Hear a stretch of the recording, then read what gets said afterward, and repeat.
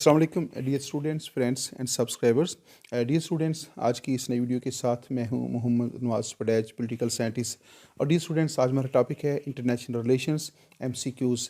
तो आज की वीडियो के अंदर जो है हमने जिन एमसीक्यूज़ को शामिल किया है वो बेसिकली 1991 के अंदर जो है सीएसएस के लिए इंटरनेशनल रिलेशन का जो पेपर हुआ और उसमें जो एमसीक्यूज़ शामिल थे उन एमसीक्यूज़ को जो है आज की इस वीडियो का हिस्सा बनाया गया है।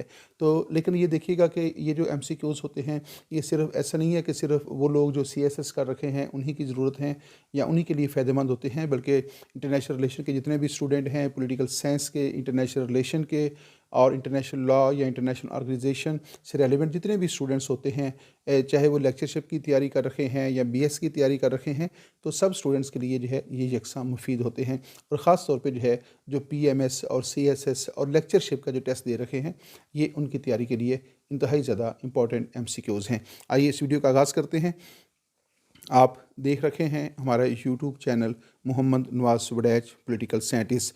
और डियर स्टूडेंट्स, आज का जो हमारा जो एपिसोड है वो है solved MCQs of CSS pass paper of international relations 1991। और हमारे पास पहला क्वेश्चन है डिडेंटे मीन्स।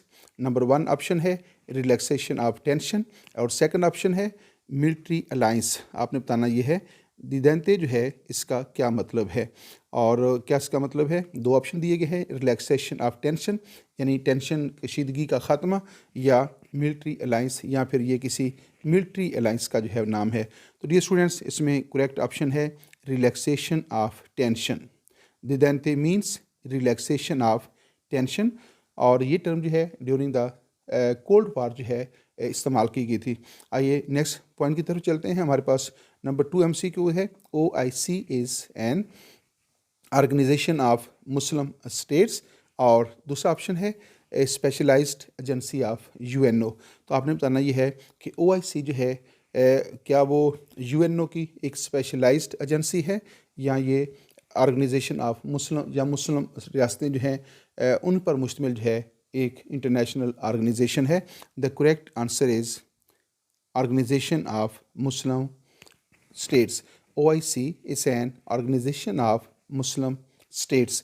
और नेक्स्ट देखते हैं। नेक्स्ट हमारे पास नंबर 3 क्वेश्चन है Mauritania is a province of Romania, state of western Africa.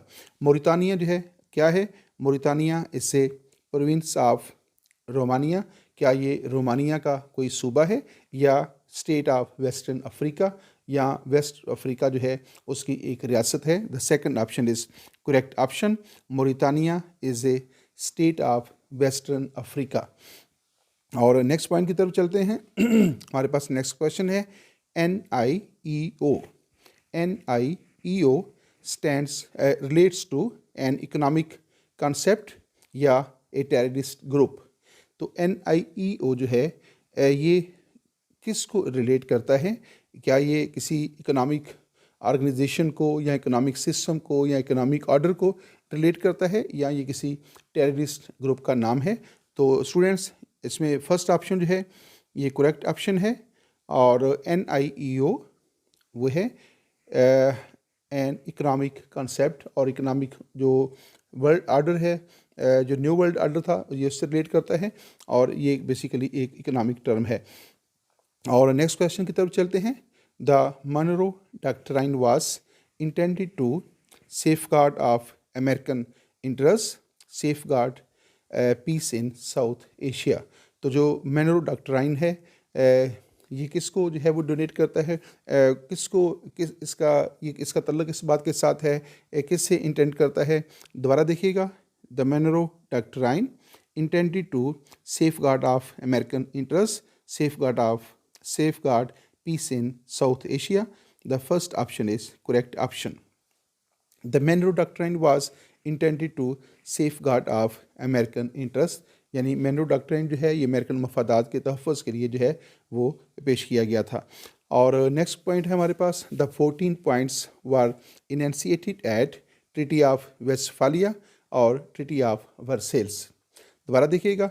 D students, यहाँ पे कन्फ्यूजन मैं आपको बता दूँ, दूर करनी चाहिए आपको कि जो 14 पॉइंट्स हैं जब आप पाकिस्तान में बात कर रहे होते हैं तो 14 पॉइंट्स जो हैं वो क़ायद आज़म मोहम्मद अली जिन्ना ने भी 14 पॉइंट्स पेश किए थे।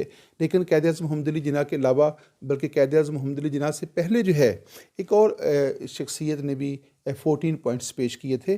तो आपको उन 40 पॉइंट्स का, दोनों के जो 14 पॉइंट हैं उनकी बैकग्राउंड का पता होना चाहिए, ताकि जब उसके बारे में कोई भी आपसे क्वेश्चन पूछा जाए तो आप फौरी तौर पे जो है वो पहुंच सकें कि ये इन 14 पॉइंट्स का तल्लुक़ क़ायद आज़म के साथ है, पाकिस्तान मूवमेंट के साथ है, या इंडियन हिस्ट्री के साथ है, या इनका तल्लुक़ जो है वो इंटरनेशनल रिलेशन के साथ है। तो यहाँ पे जो है द 14 पॉइंट्स वार इनैंशिएटेड एट, इसमें सेकंड ऑप्शन, दूसरा ऑप्शन है treaty of Versailles. Treaty of Versailles जो है वो after the first world war जो है साइन हुआ था। और ये जो 14 पॉइंट्स हैं, these 14 points were presented by the American president Woodrow Wilson. और इन 14 पॉइंट्स को जो है 14 पॉइंट्स ऑफ पीस भी कहा जाता है, यानी इन 14 पॉइंट्स का तल्लुक़ जो है दुनिया के अंदर अमन कायम करने के साथ है, पीस कायम करने के साथ है। जब फर्स्ट वर्ल्ड वार ख़त्म हुई और फर्स्ट वर्ल्ड वार के ख़त्मे के बाद जो है ये जो वुडरो विल्सन हैं, जो अमेरिका के प्रेसिडेंट थे, इन्हीं की कोशिशों से जो है लीग ऑफ नेशन की बुनियाद रखी गई और ट्रीटी ऑफ वर्सेल्स जो है ये भी साइन हुआ। और इसमें वो चाहते थे कि दुनिया के अंदर अमन कायम हो और आइंदा जंगों से जो है बचा जा सके। तो ये जो वुडरो विल्सन के जो 14 पॉइंट्स हैं, इनका तल्लुक़ आलमी सियासत के साथ है और फर्स्ट वर्ल्ड वार के बाद ये पेश किए गए और लीग ऑफ नेशन के क़याम के साथ है, और इनको 14 पॉइंट्स ऑफ पीस भी कहा जाता है।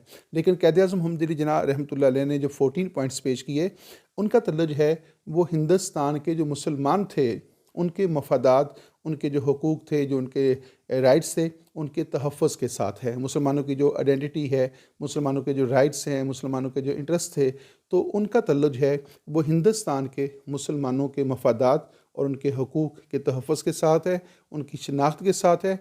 और उन एक ऐसे सिस्टम का मुतालबा किया गया था जिसमें हिंदुस्तान के मुसलमान जो हैं उनकी अपनी आइडेंटिटी भी कायम रह सके, उनके हकूक़ भी महफूज हों, और हिंदू गलबा जो है उससे भी उनको महफूज बनाया जा सके। तो क़ायद आज़म के मोहम्मद अली जिन्ना के जो 14 निकात हैं, उनका तल्लुक़ हिंदुस्तान के मुसलमानों के हकूक़ और मफादात के तहफ़्फ़ुज़ के साथ है, उनकी सकाफ़त के तहफ़्फ़ुज़ के साथ है, उनके कल्चर के तहफ़्फ़ुज़ के साथ है, और उनकी बतौर मुसलमान जो शनाख्त है उनके तहफ़्फ़ुज़ के साथ था कि हिंदुस्तान में रहते हुए जो है हिंदुस्तान के मुसलमानों के राइट्स जो हैं, उनके हुकूक़ हैं, उनके मफादात हैं, उनकी शनाख्त है, उनकी तहज़ीब, उनका कल्चर, उनको कैसे महफूज बनाया जा सकता है।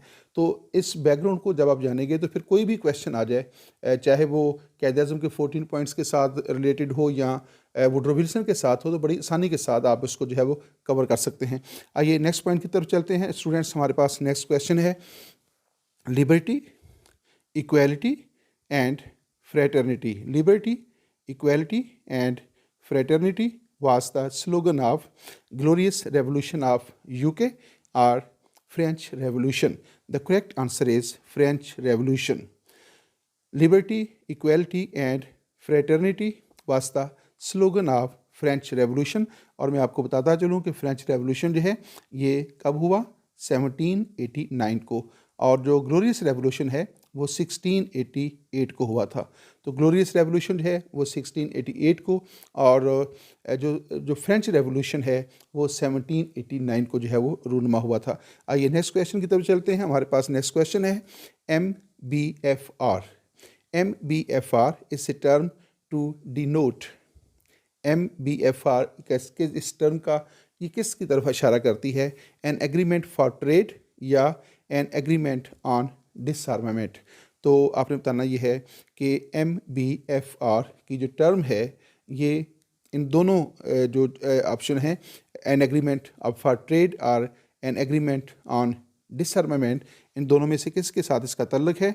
तो सेकंड ऑप्शन ये करेक्ट ऑप्शन है, एन एग्रीमेंट ऑन डिसआर्मामेंट। तो आइए देखते हैं नेक्स्ट पॉइंट कौन सा है। हमारे पास नेक्स्ट पॉइंट है, what do OAU, OAS, SASEAN have in common. तो ये तीन इंटरनेशनल ऑर्गेनाइजेशन हैं। नंबर 1 है OAU, organisation of African union, OAS, organisation of American states, और ASEAN, association of south east Asian Nations.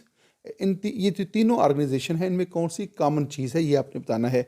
क्या ये तीनों ऑर्गेनाइजेशन हैं दे आर रीजनल ऑर्गेनाइजेशंस और दे आर मिलिट्री अलाइंसेस? तो OAU, OAS और आसियान, ये तीनों ऑर्गेनाइजेशन जो हैं अपनी नेचर के अतबार से किस नोयत की हैं? क्या they are all regional organisations या they are all military alliances? The first option is correct option, they are all regional organisations.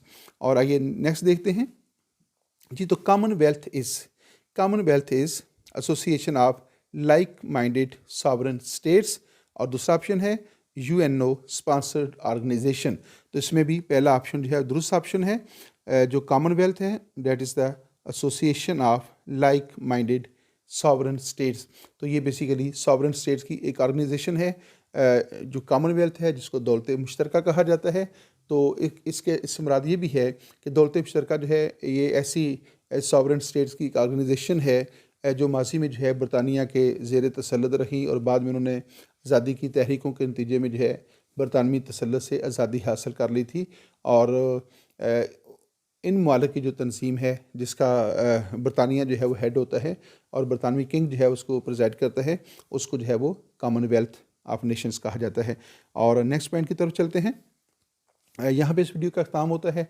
एक मुख्तसर सी वीडियो थी आज जिसमें सिर्फ 10 जो है वो MCQs जो हैं वो शामिल किए गए थे, और ये वो MCQs हैं जो 1991 के अंदर जो है जो CSS के लिए इंटरनेशनल रिलेशन का जो पेपर हुआ उसमें जो MCQs शामिल किए गए थे उनको जो है आज की वीडियो का हिस्सा बनाया गया है। इजाज़त दीजिएगा। अल्लाह हाफिज़। Thanks for watching my YouTube channel.